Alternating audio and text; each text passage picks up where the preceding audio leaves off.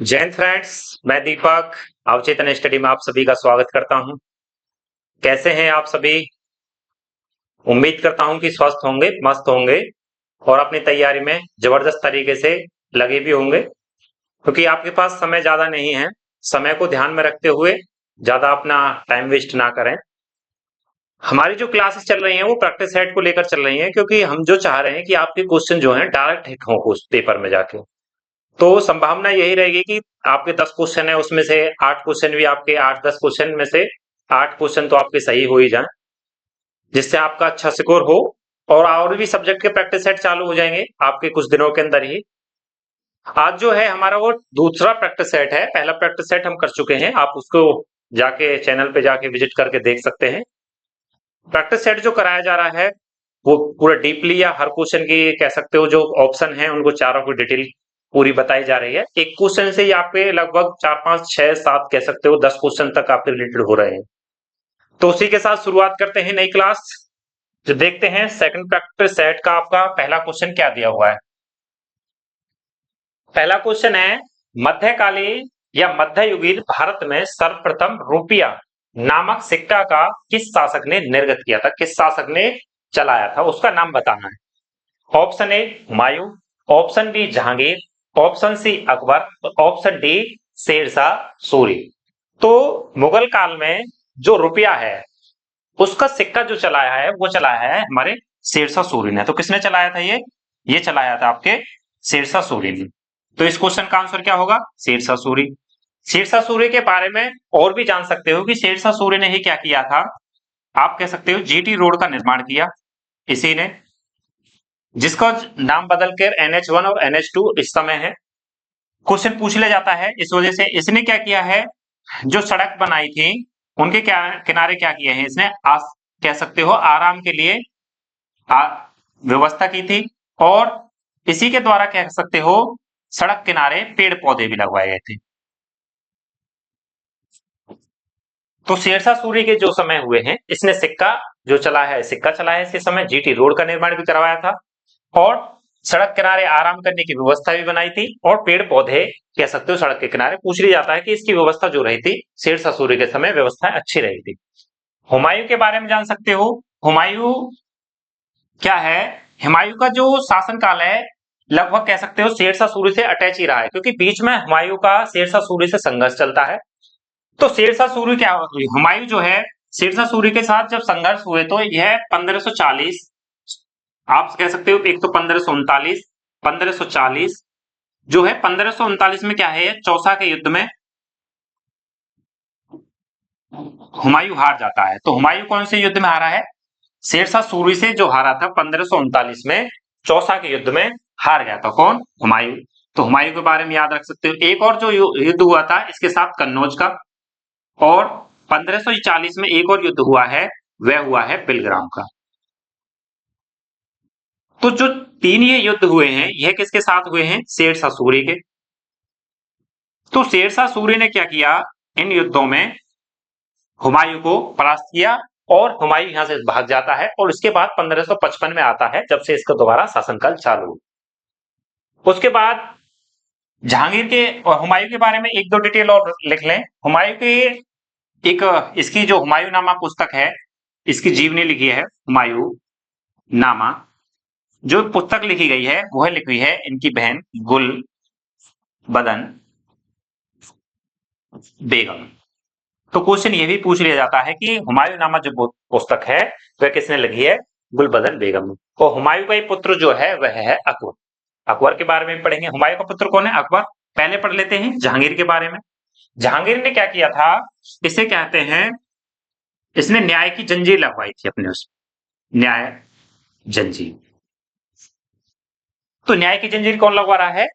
जहांगीर के द्वारा न्याय की जंजीर लगवाई गई थी न्याय के लिए। और इसी के द्वारा क्या है, इसे, इसका नाम जो है सलीम, इसे सलीम भी कहते थे। तो इसका नाम, एक अन्य नाम भी है सलीम। का भी क्वेश्चन पूछ लिया जाता है कि जहांगीर का अन्य नाम क्या था? सलीम था। अकबर, अकबर के बारे में जान सकते हो। अकबर ने जो काम किए हैं, इसने एक तो जजिया कर था उसे समाप्त किया। क्या किया है, इसी के द्वारा क्या है, जजिया कर समाप्त होता है। और इसने एक धर्म चलाया था जिसका नाम है दीन ए इलाही। तो कौन सा धर्म चला है, दीन ए इलाही। इसी के समय नवरत्न रहते थे, जिसमें से जो मैन है वो आप याद रख सकते हो, एक तो बीरबल इसी के समय है, एक अबुल फजल, क्या नाम है, अबुल फजल। इसी के द्वारा एक पुस्तक लिखी गई है, आयन ए अकबरी, आयन ए अकबरी। तो क्वेश्चन पूछ लिया जाए तो आप देख सकते हो एक ही क्वेश्चन से तो चार ऑप्शन है, उनके बारे में भी आपको देख के चलना है। कि मैंने आपको बताया कि अकबर के द्वारा जजिया कर समाप्त, दीन इलाही धर्म, इसी के समय बीरबल है, अबुल फजल है। तो ये क्या है, इसके समय कुछ इतिहासकार भी रहे हैं। जहांगीर के द्वारा इसे सलीम, न्याय की जंजीर, हुमायूं को कह सकते हो इसी के समय चौसा का युद्ध, कन्नौज का युद्ध, बिलग्राम का युद्ध, ये क्वेश्चन पूछे जाते हैं। और डायरेक्ट क्वेश्चन पूछ लिया जाएगा भी कि चौसा का युद्ध किस किस के बीच में हुआ था। तो किस किस के बीच में हुआ है, हुमायूं और शेरशाह के बीच में। और जीतता कौन है इसमें, आपका शेरशाह सूरी। तो समझ में आया होगा। इसी की हुमायूं की एक पुस्तक है गुलबदन बेगम। क्वेश्चन पूछ लिया जाए कि कभी अकबर के बेटे का नाम क्या है, अकबर के बेटे का नाम जो है जहांगीर है। और भी अगर फैक्ट लिखना चाहो अकबर के बारे में और लिख सकते हो। इसी ने क्या किया है, बुलंद दरवाजा बनवाया, बुलंद दरवाजा। जब इसने क्या किया है, गुजरात को विजिट किया था, तो उसके उपलक्ष्य में क्या किया, इसने बुलंद दरवाजे का भी निर्माण किया था। तो उम्मीद करता हूं ये आपको समझ में आए होंगे। इसके बाद बढ़ते हैं नेक्स्ट क्वेश्चन की तरफ। नेक्स्ट क्वेश्चन क्या है, तो उस क्वेश्चन का आंसर आप लगा लेना। उस क्वेश्चन का आंसर जो है वह है शेरशाह सूरी है। इसके बाद बढ़ते हैं, नेक्स्ट क्वेश्चन क्या है, महमूद गजनवी का दरबारी कवि कौन था। ऑप्शन दिए हुए हैं, Hasan Nizami, option B Firdausi, option C Utbi. तो महमूद गजनवी का जो दरबारी इतिहासकार है वह है उतवी। तो कौन है इतिहासकार, यह है उतवी। फिरदौसी ने क्या लिखा है, इसी के द्वारा कुछ पुस्तकें लिखी गई हैं। जो पुस्तक है आप देख सकते हो, इसकी है किताबुल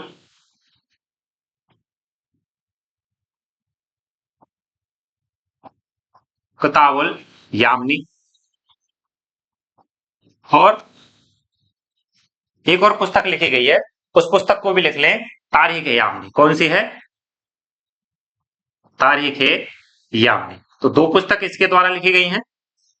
कौन कौन सी, किताबुल यामनी और दूसरी है तारीख ए यामनी। हसन निजामी जो है यह कुतुबुद्दीन ऐबक के समय का है,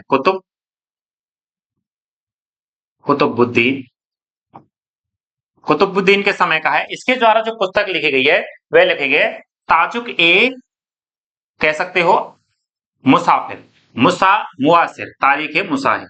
नाम भी अजीब है इनके, तारीख ए मुआसिर। तो क्वेश्चन पूछ लिया जाए कि हसन निजामी द्वारा जो पुस्तक लिखी गई थी या तारीख मुयासिर जो पुस्तक लिखी गई है वो किसके द्वारा लिखी गई है। क्वेश्चन बहुत अच्छा है, तारीख मुयासिर ज्यादातर किसी को याद नहीं रहेगा, लेकिन आप इस क्वेश्चन को पढ़ के जाएं। हसन निजामी जो उसके समय का है, कुतुबुद्दीन ऐबक के समय का है। पुस्तक जो लिखी गई है वह तारीख मुयासिर। उतवी द्वारा जो पुस्तक लिखी गई है किताबुल यामनी, तारीख यामनी। और फिरदौसी के द्वारा जो पुस्तक लिखी गई थी उसका नाम था शाहनामा। और जो ये दोनों हैं, फिरदौसी और उतवी, इसी के समय के हैं ये दोनों। इसका समय कौन, फिरदौसी भी किसके समय का है, महमूद गजनवी के समय का है। और ऑप्शन डी जो दिया हुआ है वह है चंद्रबाई। तो चंद्रबाई जो ने जो पुस्तक लिखी है वह लिखी है पृथ्वीराज रासो,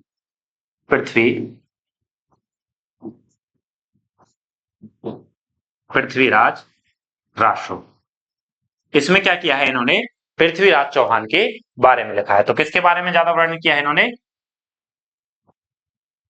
पृथ्वीराज चौहान। और पृथ्वीराज चौहान के आप जान सकते हो इनके बीच में तो इन्होंने दो युद्ध हुए हैं। एक तो तराइन का फर्स्ट युद्ध, तराइन का प्रथम युद्ध हुआ था, और कब होता है, 1191। इस डेट को याद रखें, 1191। और तराइन का सेकेंड युद्ध वो कब होता है, 1192।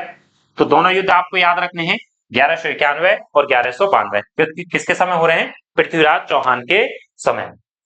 तो उम्मीद करता हूं ये आपको यहां तक समझ में आए होंगे। इसके बाद बढ़ते हैं नेक्स्ट क्वेश्चन की तरफ। नेक्स्ट क्वेश्चन क्या दिया है, प्राचीन पत्तन पुहार किसके नदी कह सकते हो तट पर स्थित था। तो कौन सी नदी है जिस पर क्या है प्राचीन पत्तन कह सकते हो। पत्तन का मतलब होता है बंदरगाह। क्या कहते हैं, बंदरगाह। तो आप इसको याद रखें, प्राचीन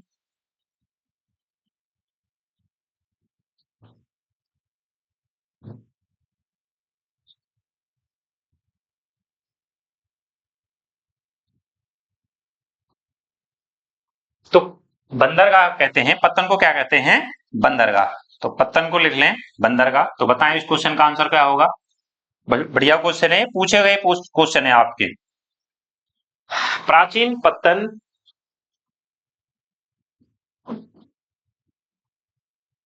बंदर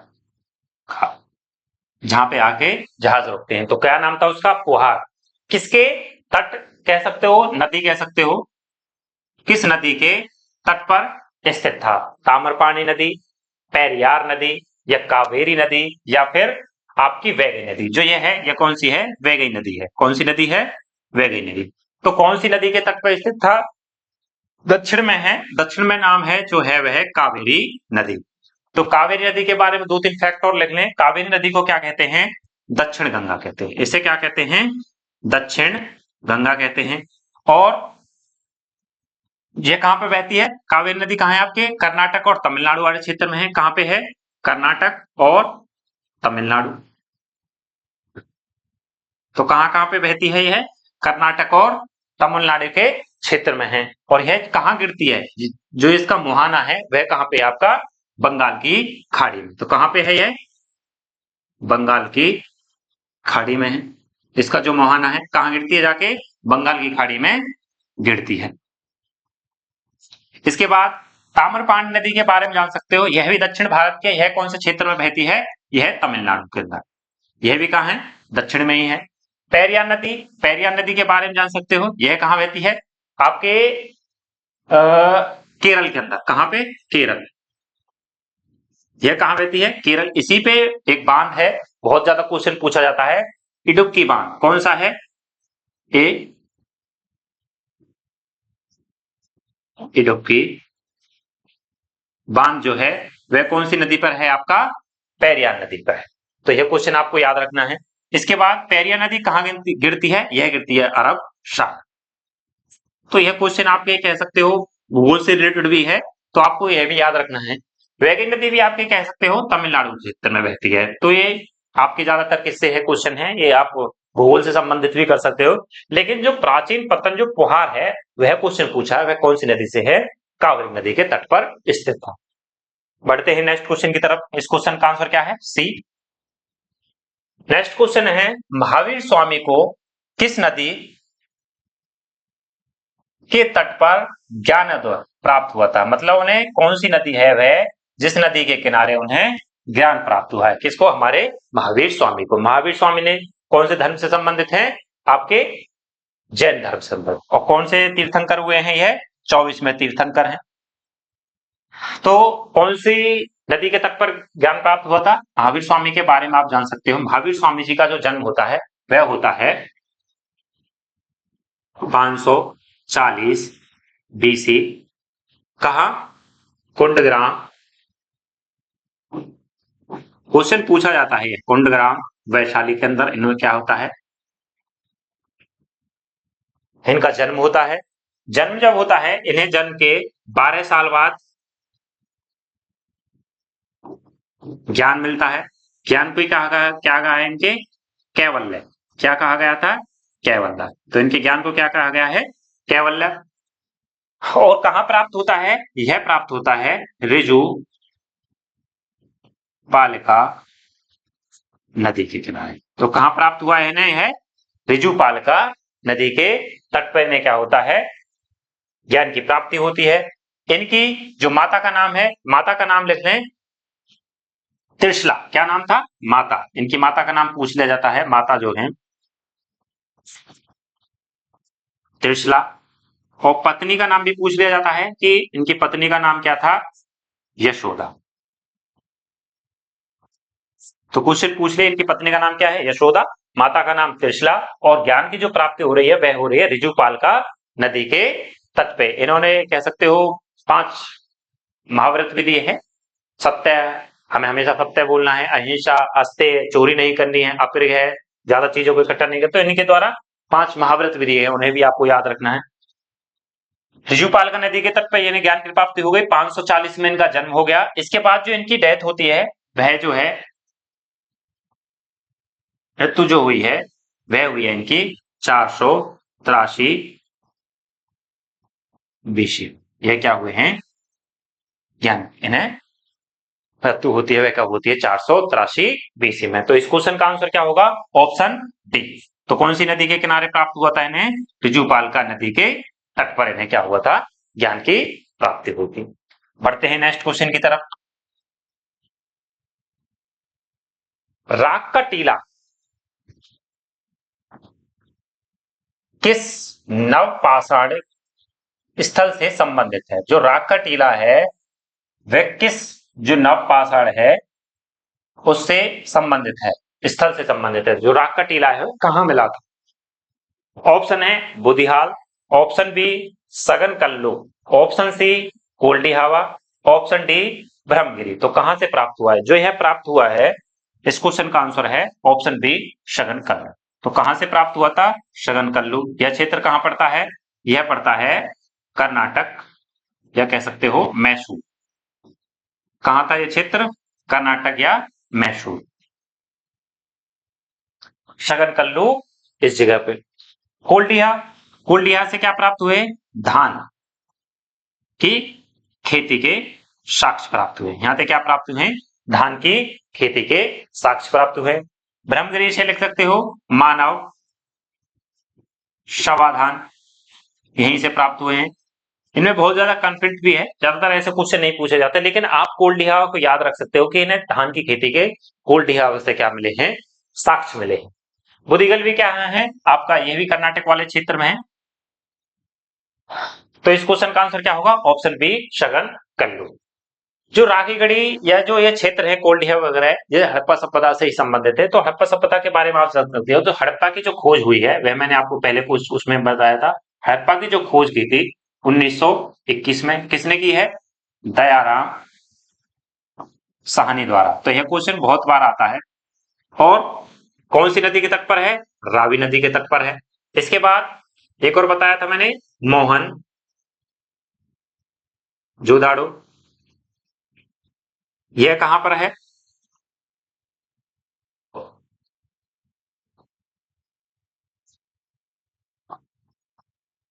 मोहनजोदड़ो। यह कौन सी नदी पर तट है, यह तो हो गया आपका रावी नदी के तट पर। और मोहनजोदड़ो कौन सी पर है, सिंधु नदी के तट पर। मोहनजोदड़ो की जो खोज हुई है 1922 में, किसने की थी, राखल दास बनर्जी। तो ये क्वेश्चन बहुत बार आते हैं, इनको आपको याद रखना है। हड़प्पा सभ्यता या मोहनजोदड़ो की खोज, यहीं से क्या कह सकते हैं आपको, बड़े बड़े स्नानागार यहीं से प्राप्त हुए, स्नानागार यहीं से प्राप्त हुए। और यह कैसी एक नगरीय सभ्यता थी, जो ये हड़प्पा सभ्यता और यह जो सभ्यता है यह कैसी है, एक नगरीय सभ्यता, नगरीय सभ्यता थी। कैसी सभ्यता है, एक नगरीय सभ्यता, या कह सकते हो कांस्य युगीन सभ्यता भी किसको कहते हैं, हड़प्पा सभ्यता को कहते हैं। तो आपको यह क्वेश्चन आपको जरूर याद रखना है कि हड़प्पा सभ्यता और नगरीय सभ्यता कैसे कहते हैं, हड़प्पा सभ्यता। बढ़ते हैं नेक्स्ट क्वेश्चन की तरफ। इस क्वेश्चन का आंसर क्या था हमारा, बी। क्वेश्चन नंबर है 6। किस अधिनियम के अंतर्गत प्रथम बार भारत में चुनाव के तत्व का कह सकते हो प्रारंभ हुआ है। तो वह कौन सा अधिनियम है जिसके द्वारा चुनाव के तत्व का प्रारंभ हुआ था। तो बताओ इस क्वेश्चन का आंसर क्या होगा। ऑप्शन ए भारत परिषद अधिनियम 1861, ऑप्शन बी भारत परिषद अधिनियम 1892, ऑप्शन सी भारत सरकार अधिनियम 1909, ऑप्शन डी भारत सरकार अधिनियम 1919। तो इस क्वेश्चन का आंसर बताओ। इस क्वेश्चन का जो आंसर है वह है आपका भारत परिषद अधिनियम 1892। तो यह जो अधिनियम आता है 1892 में आता है। जो 1892 में आया है, तो इसमें क्या हुआ था, चुनाव के तत्व का प्रावधान। क्या है, चुनाव। भारत में प्रथम बार चुनाव इसमें दो तरह के होते थे, एक तो कह सकते हो निर्वाचन के द्वारा और एक चुने जाते थे। लेकिन इसमें क्या हुआ था, जो संख्या थी जो 16 होती थी वह क्या कर दी गई थी, सदस्यों की संख्या 60 कर दी जाती है। तो इसी के द्वारा की जाती है भारत परिषद अधिनियम 1892। 1861 का जो अधिनियम आता है, क्योंकि 1857 की क्रांति होती है, 1857 की क्रांति के बाद महारानी के हाथों में क्या है, क्राउन के हाथों में क्या होता है, शासन चला जाता है। जब क्राउन के हाथों में शासन चला जाता है, तो प्रथम जो कह सकते हो जो वायसराय का पद था, सॉरी गवर्नर जनरल का जो पद था वह समाप्त करके क्या कर दिया गया था, वायसराय पद कर दिया गया था। कैनिंग ही अंतिम कह सकते हो गवर्नर जनरल था भारत का, लेकिन उसके बाद भारत का प्रथम गवर्नर जनरल भी किसको बना दिया था, कैनिंग को ही बना दिया था। उसके बाद भारत को चलाने के लिए प्रशासनिक तौर पे क्या है, 1861 का जो आता है अधिनियम आता है, ये प्रशासनिक प्रशासन किस प्रकार से चलाना है। तो 1861 का जो अधिनियम है यह 1857 क्रांति के बाद पहला अधिनियम आता है 1861 का, मतलब भारत को किस प्रकार से चलाना है, प्रशासनिक कारण कह सकते हो प्रशासनिक सुधार किस प्रकार से हो। भारत परिषद कह सकते हो 1892 में आया है। उसके बाद भारत सरकार अधिनियम 1909 आया, यह हर 20 साल पे आता था, जिसे चार्टर एक्ट भी कह देते हैं। 1909, क्योंकि जो भी सुधार हुए थे, जो भी कमियां रह गई थी उसको सुधार करने की वजह से ही आते थे। तो 1992 के बाद 1909 में आता है। 1909 में जो आता है इसे कहते हैं हम मार्ले मिंटो सुधार। तो क्या कहते हैं इसको, मार्ले मिंटो सुधार। मार्ले मिंटो सुधार भी कहते हैं इसे। मार्लो कहन था, यह था सर सचिव, भारत सचिव का, भारत सचिव का पद है ये। और मिंटो कौन है सर, यह है वायसराय। जब करजन 1905 में बंगाल विभाजन कर देता है, उसके बाद क्या है, मिंटो आता है। मिंटो ने भी यही नीति अपनाई विभाजन की ही। तो इसी ने क्या किया था, पृथक निर्वाचन जो है इसी के अंतर्गत आता है। तो पृथक निर्वाचन लिख लें, पृथक निर्वाचन। पृथक निर्वाचन कौन सा, मुस्लिमों का।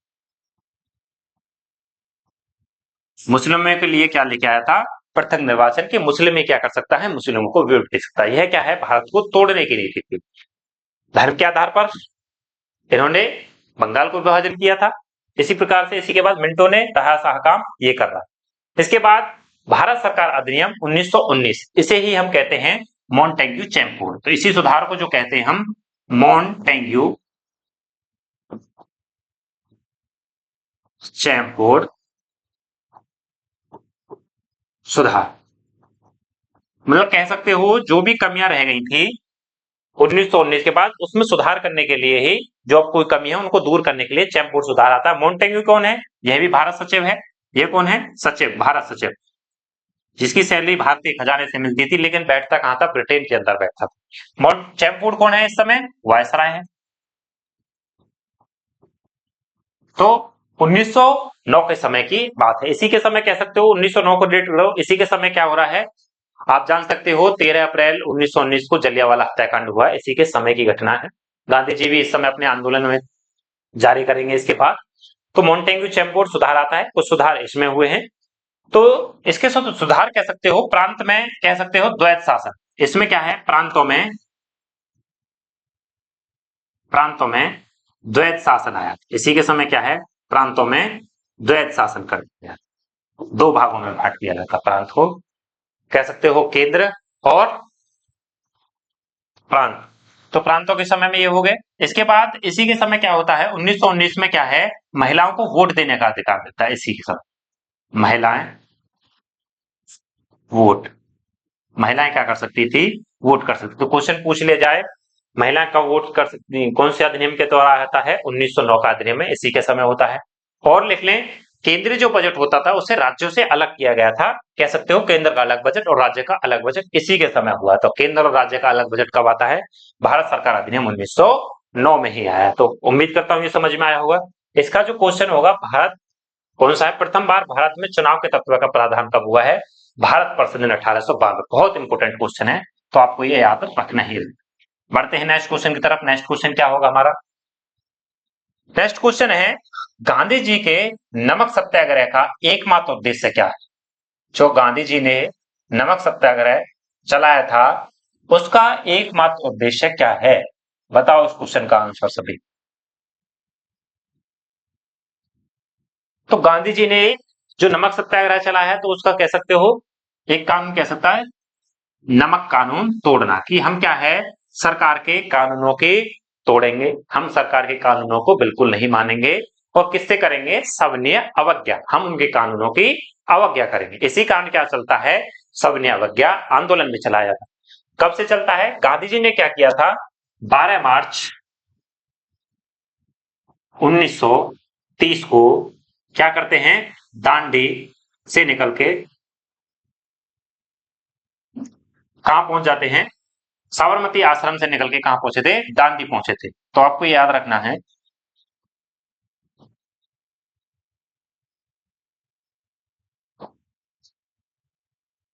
साबरमती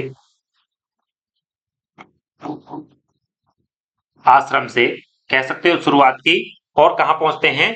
12 अप्रैल 1930 को, सॉरी 12 नहीं 6 अप्रैल, इसे आप ऐसे लिख लें। कितनी तारीख को पहुंचे हैं? 6 तारीख को, 6 अप्रैल 1930 को कहां पहुंच के? दांडी पहुंचे, या दांडी मार्च कहते हैं इसी को। तो दांडी पहुंच के क्या किया है इन्होंने?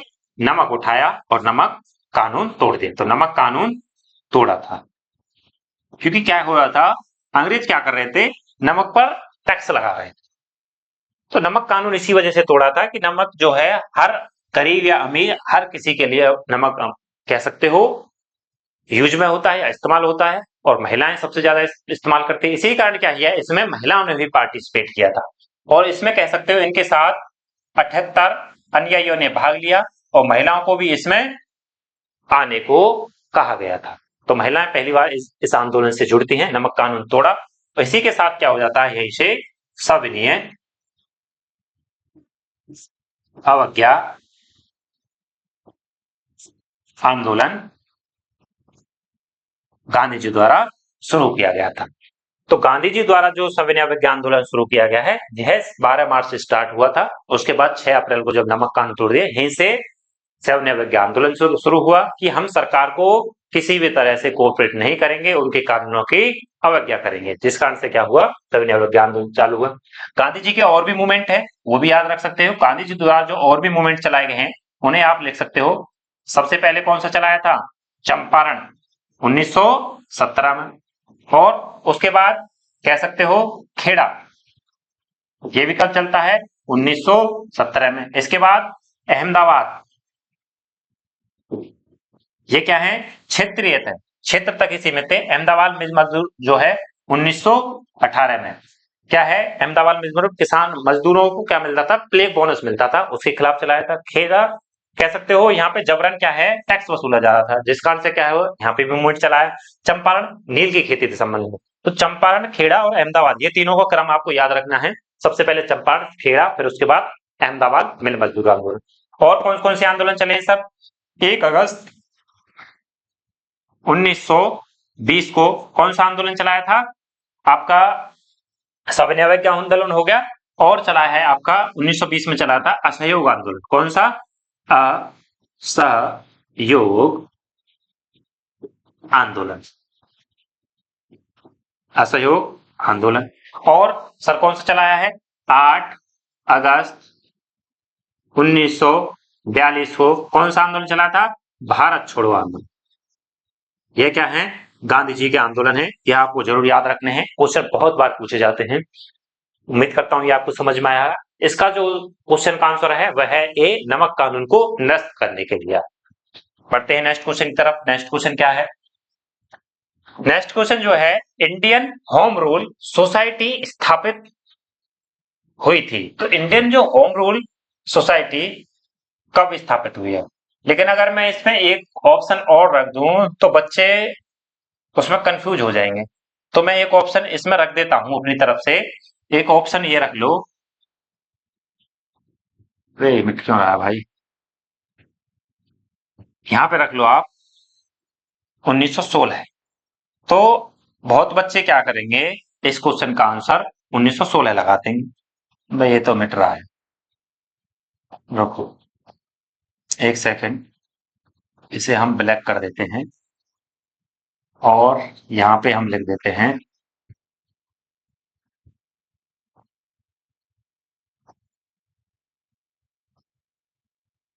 1916। तो अब आप इस क्वेश्चन का आंसर दें। इंडियन होम रूल सोसाइटी स्थापित हुई थी 1916, 1902, 1901, 1905। तो बताओ इस क्वेश्चन का आंसर क्या है। तो इस क्वेश्चन का जो आंसर है, बहुत लोग सोच रहे होंगे कि होम रूल जो सोसाइटी की स्थापना होती है वो तो होती है 1916 में, तो वो क्या करेंगे 1916 को टिक करके आ गए। लेकिन जब अपनी कह सकते हो जो पुस्तिका देखेंगे उसमें जब आंसर सीट में, तो देखेंगे ये क्वेश्चन तो गलत हो गया। लेकिन इस क्वेश्चन का जो आंसर है इंडियन होम रूल सोसाइटी पूछा है, ना कि होम रूल आंदोलन या होम रूल की स्थापना। तो इसमें क्या होगा, इस क्वेश्चन का जो उत्तर है वह है आपका ऑप्शन डी। 1905 में क्या होती है, इंडियन होम रूल सोसाइटी की स्थापना होती है। वह कौन कर रहे हैं, श्यामा प्रसाद कृष्ण, श्यामा प्रसाद कृष्ण वर्मा। तो जो स्थापना की है इसकी, जो इंडियन होम रूल सोसाइटी की जो स्थापना 1905 में की थी, श्यामा प्रसाद कृष्ण वर्मा जी ने की है। और 1916 की जो बात है, यह क्या है, इंडियन होम रूल लीग की स्थापना होती है। तो होम रूल लीग, और जिसको कौन करते हैं स्थापना, आपके बाल गंगाधर तिलक, वो इन्हीं के साथ जो मिलती हैं एनी बेसेंट। जो होम रूल लीग की स्थापना होती है वह बाल गंगाधर तिलक जी करते हैं कि हमें होम रूल दे दो, मतलब हम क्या है भारत के अंदर शासन खुद करेंगे। तो बाल गंगाधर तिलक जी गिरफ्तार भी हुए थे, जो उसके बाद क्या है ये आंदोलन चलाया है, क्योंकि जब 1907 में सूरत में फूट पड़ जाती है, 1916 में ही इनका क्या है, 1916 की एक डेट और याद रखना है, 1916 में क्या होता है, लखनऊ अधिवेशन हुआ था। और लखनऊ अधिवेशन की जो अध्यक्षता की है वह की है अंबिका चरण मजूमदार। तो अंबिका चरण मजूमदार जी ने क्या किया है, इसकी अध्यक्षता की है 1916 में। और इसकी जो अध्यक्षता की है, इसी में क्या होते हैं आपके जो नरम दल व गरम दल का क्या हो जाता है, मिलन होता है। तो नरम दल और गरम दल का मिलन कहां हुआ है, 1916 में। और फूट कब पड़ी थी, 1907 में क्या हुए थे, अलग हुए थे। यह भी क्वेश्चन आपको याद रखना है, बहुत इंपॉर्टेंट क्वेश्चन है। और 1907 में कब है, सूरत अधिवेशन है। कौन सा, सूरत अधिवेशन। और सूरत अधिवेशन में क्या होते हैं, 1907 में अलग होते हैं, रासबिहारी बोस जी इसकी अध्यक्षता कर रहे थे। तो उम्मीद करता हूं कि आपको समझ में आया होगा। होम रूल सोसाइटी पूछा गया है, गलती से क्वेश्चन को होम रूल सोसाइटी ने, होम रूल लीग नहीं पढ़ना, क्योंकि होम रूल लीग की जो स्थापना करते हैं बाल गंगाधर तिलक जी करते हैं। तो इस क्वेश्चन का आंसर क्या होगा, ऑप्शन डी 1905। बढ़ते हैं नेक्स्ट क्वेश्चन की तरफ। नेक्स्ट क्वेश्चन क्या है, बढ़िया क्वेश्चन है नेक्स्ट भी।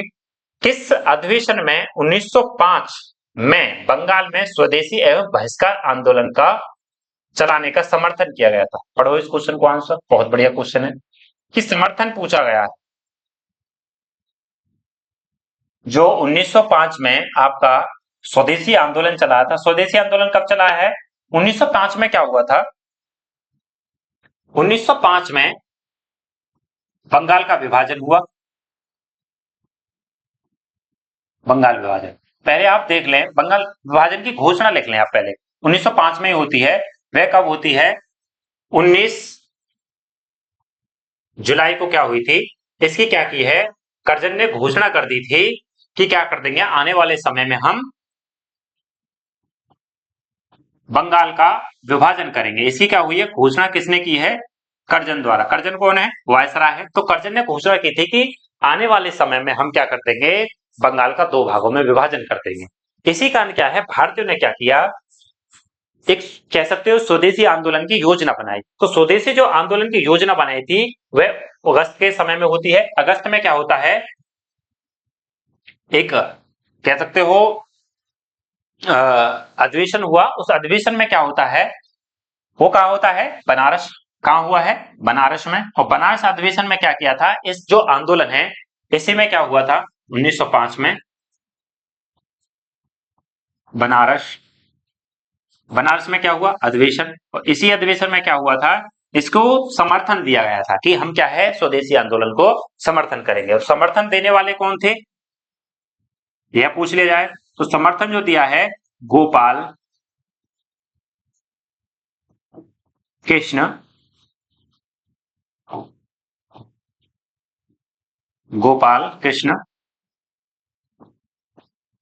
गोखले। तो गोपाल कृष्ण गोखले जी ने क्या किया था? इसे समर्थन दिया। और गोपाल कृष्ण गोखले जी कौन है? महात्मा गांधी जी के गुरु हैं। ये गुरु किसके हैं? महात्मा गांधी जी के। तो यह क्वेश्चन आपको याद रख लें कि महात्मा गांधी जी के क्या है, ये गुरु भी रहे। तो इन्होंने क्या किया? बनारस अधिवेशन में इसके कह सकते हो समर्थन दिया। लेकिन 1905 में ही कलकत्ता अधिवेशन होता है। 1905 में जो कलकत्ता अधिवेशन होता है यहीं से इसे चालू किया। तो कलकत्ता से ये क्या होता है? चालू होता है, इसकी शुरुआत हो जाती है स्वदेशी आंदोलन। और स्वदेशी आंदोलन का मतलब क्या था कि हमें क्या करना है? अंग्रेजों की जो चीजें हैं उनका हमें बहिष्कार करना है और जो स्वदेशी चीजें उनको अपनाना है। स्वदेशी कह सकते हो कपड़ा पहनना है, स्वदेशी कंपनी, स्वदेशी मिल बनाना, जो कुछ भी है स्वदेशी चीज अपनानी। और भारी कह सकते हो चीजों की होली जलाई, ज्यादातर कह सकते हो भारी कपड़ों की। तो यह क्या होता है? बंगाल का विभाजन की जो बात होती है और क्या होता है, बंगाल की जो घोषणा हो जाती है। लेकिन आने वाले समय में जो बंगाल का विभाजन जो हुआ था 16 अक्टूबर 1905 को क्या हुआ था? इसकी बंगाल विभाजन हुआ है, मतलब इसका विभाजन हुआ है, बंगाल विभाजन। तो उम्मीद करता हूं आपको ये समझ में आया होगा। कलकत्ता से यह शुरुआत हो जाता है, कलकत्ता अधिवेशन से मान्यता मिल जाती है, कह सकते हो मान्यता जो मिली है। समर्थन कहां से हुआ है आपका? बनारस से। और यहां से क्या मिलती है? इसे चलाने की मान्यता मिल जाती है। लेकिन बेलगांव जो अधिवेशन है वह कहां होता है? कर्नाटक। और बेलगांव कर्नाटक है तो इसकी जो अध्यक्षता की है यह 1924 में हुआ। और 1924 में जो इसकी अध्यक्षता करते हैं वह कौन करते हैं? गांधी जी। तो एकमात्र अधिवेशन जिसमें गांधी जी ने अध्यक्षता की थी वह कौन सा अधिवेशन है? बेलगांव का। तो गांधी जी ने क्या की है? अध्यक्षता की है। तो क्वेश्चन बहुत बार पूछा जाता है। एक ही अधिवेशन है कांग्रेस का 1924 में जिसमें क्या हुआ है? गांधी जी ने अध्यक्षता किया। बढ़ते हैं नेक्स्ट क्वेश्चन की तरफ। इस क्वेश्चन का आंसर क्या होगा? डी। नेक्स्ट क्वेश्चन है 10वां।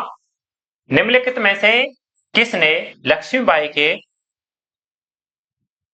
पति की मृत्यु के उपरांत उसके दस्तक पुत्र को उत्तराधिकार से वंचित राज्य को अपने कब्जे में मिला लिया?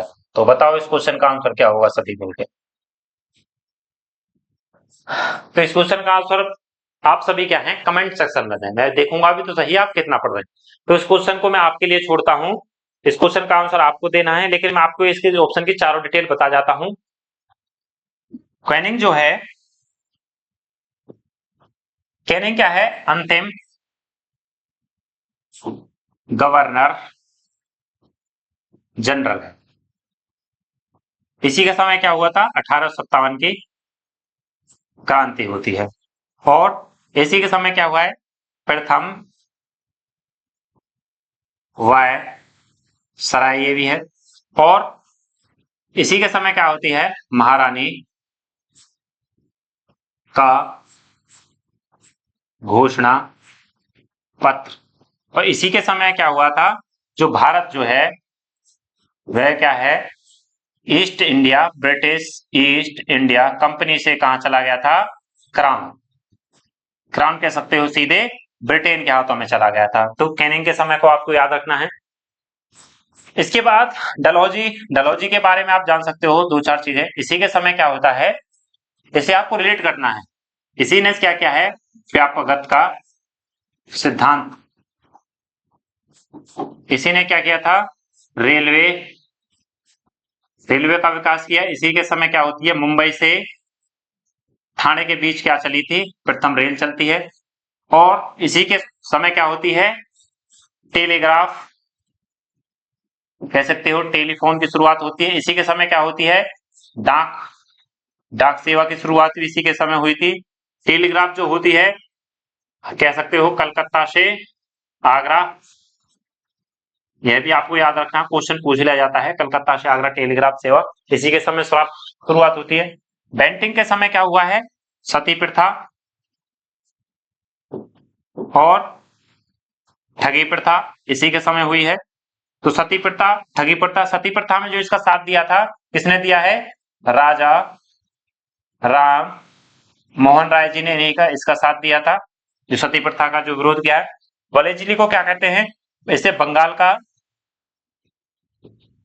टाइगर भी कहते थे, इसे बंगाल का इसे टाइगर भी कहा जाता है। इसी के समय क्या होता है?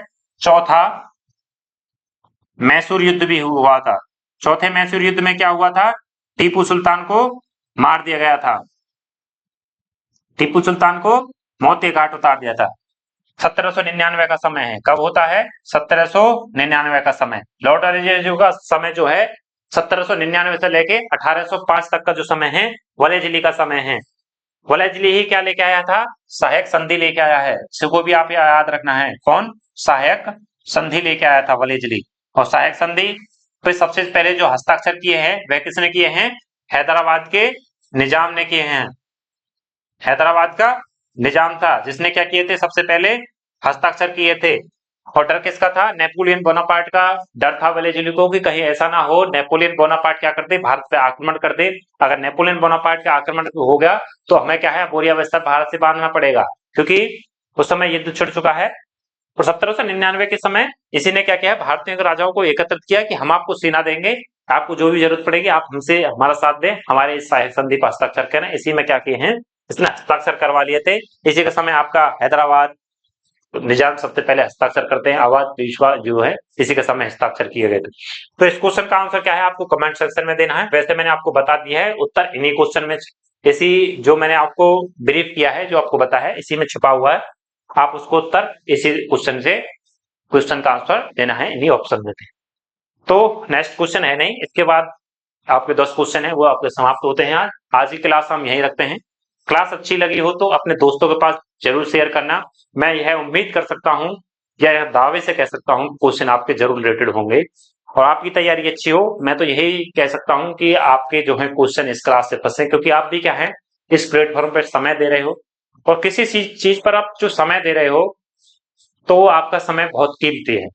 तो उस कीमती समय को आप कह सकते हो हमने यूज किया है, तो उस कीमती समय से ही आपके क्वेश्चन बने, क्वेश्चन एग्जाम में हिट हो, हम यही आप ये कह सकते हो कामना करते हैं। इसी के साथ अपनी क्लास को विराम देता हूं। अपना और अपने परिवार का ख्याल रखना जरूर और अपनी तैयारी में बिल्कुल लगे रहें। समय आपके पास नहीं है, क्योंकि संघर्ष आपको ही करना है, दुनियादारी से कोई मतलब नहीं। आजकल जो है रील्स का जमाना चला हुआ है, इस रील्स के जमाने से आपको बाहर निकलना है। लोग बाग क्या करते हैं? 30 सेकंड की रील, 1 मिनट की रील देखकर क्या है क्वेश्चनों को पढ़ते हैं, लेकिन वो पढ़ने का तरीका नहीं है, आपका वो वेस्टेज ऑफ टाइम ही है। तो आप कह सकते हो इन रीलबाजी से बाहर निकलें, इस दुनिया को देखें, इस दुनिया को समझें। इंसान के पास जो है वह आपका कह सकते हो संघर्ष ही है, आपको संघर्ष करना है। तो उम्मीद करता हूं कि आप सभी को क्लास अच्छी लगी होगी। तब तक के लिए जय हिंद, जय भारत।